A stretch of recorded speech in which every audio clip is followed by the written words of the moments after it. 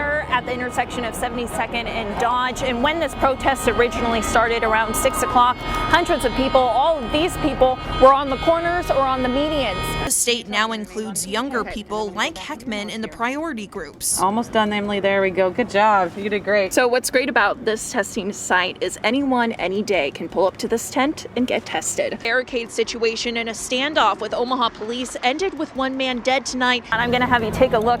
They have deployed pepper balls and tear gas. It's really hard to breathe. And it's a weird mix of emotions here in the crowd, but this is from what we're seeing. He says if it hits 28 degrees, they'll lose 10% of their crop. If it hits 25, they'll lose 90. The state is directing Alt-N to have written plans ready by noon Thursday. The speakers here say the pandemic played a major role in the increase of anti-Asian rhetoric and attacks. Longview Home here in Missouri Valley is one of the nursing homes who was hit hard back in the fall. So the interstates and highways are pretty much clear of snow. It's the side streets and exit ramps that you're going to have to look out for. Big Dog Rescue Branch should pick up these dogs tonight at midnight, and they will be transported to West Palm Beach, Florida, where they will be placed in their forever homes. Timothy Hardy says he heard gunshots in his neighborhood. He walked his neighbor's daughter home to make sure she was safe, and he says his 4-month-old baby was stuck in the car when police approached him at gunpoint.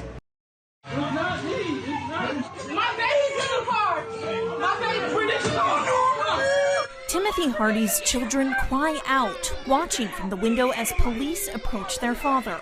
I was scared. Scared for my family. I didn't want them to witness me getting gunned down. Hardy was outside in his front yard when Omaha police tell us officers made, quote, contact with him. Handcuffed me like I was a fugitive, like I was the suspect. In a statement sent to KETV, Omaha police say they were in the area near 48th and Northwest Radio Highway looking for an armed suspect, described as a black man with dreadlocks wearing a gray tank top and dark shorts. When a command officer observed Hardy, he, quote, asked for a repeat of the description, then indicated he had a party fitting that description, but wearing white shorts. I fit the description, black guy with dreads, and basically racial profiling. Police say the command officer approached Hardy and held him at gunpoint until other officers arrived.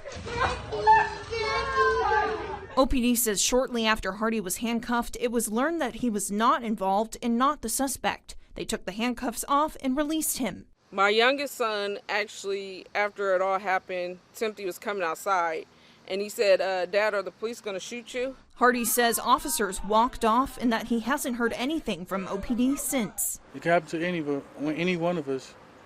Anyone, black guy with dreads, it could have been anybody.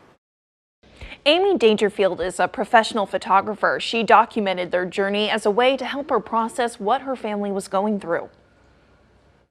A family vacation to Amy Dangerfield's hometown of Wuhan, China went from a celebration of the Chinese New Year to weeks spent in lockdown. Soon after we landed, and things escalated pretty fast. With 3 kids, all under the age of 5, Dangerfield and her family did their best to find things to do, like exploring safe and remote areas and reading books with Grandpa. It created a special kind of bonds within the family that kind of brought all the family members closer. Eventually, the Dangerfields evacuated Wuhan and flew to California, Texas, finally landing in Omaha. Dangerfield took pictures along the way. She says photography was her therapy and a distraction from the virus. People are scared and people are panicking, and there is a lot of dark energy around us, but at the same time, you can see the good side of humanity shine through. In quarantine at Camp Ashland, she was the interpreter for the town hall meetings every day. I've heard some people say that they just feel like, they couldn't understand like most of the,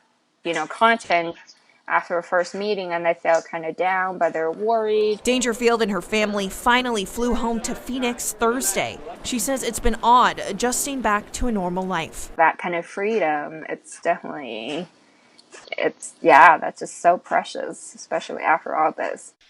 You take this little thing and you pull it up around and over. For 90-year-old Myrna Priestley, making hats is muscle memory. This is my yarn bag. Like most residents in nursing homes, the 90-year-old has a lot of downtime right now, so she pulled out her yarn and made dozens of hats. I just keep going around. I like to keep my hands busy. I get kind of tired being shut in the room. Normally, Myrna would set up a table and sell her work to people at the Good Samaritan Society in Millard, but that's not possible with the pandemic, so the home's activity director, David Castillo, stepped in to help and put the word out on social media. We started getting calls left and right. I was answering these calls, putting orders together and making sure that I met people outside to get those hats to them. In a matter of time, she was sold out. I sold my hats, they're all gone, and I could have sold more. She's knit so much, doctors are making her take a break. I can't do nothing with this thing on my hand. I'm frustrated is what I am.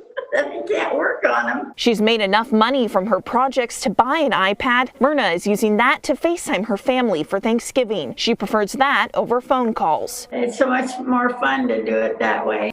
At the end of the day, it's all about Myrna, and her listening to those calls and those stories, it really brought that positivity. It really put a smile on her face, and I think that's very important, especially during these times. In the meantime, Myrna eagerly awaits when she can get back to work on her hats. Oh, well, I hope I get my fingers better. For now, she's thankful for where she lives and is donating part of her earnings back to the facility. This is home to me, and they're real good to me. They're real good to me. Reporting in Millard, Emily Tencer, KETV Newswatch 7.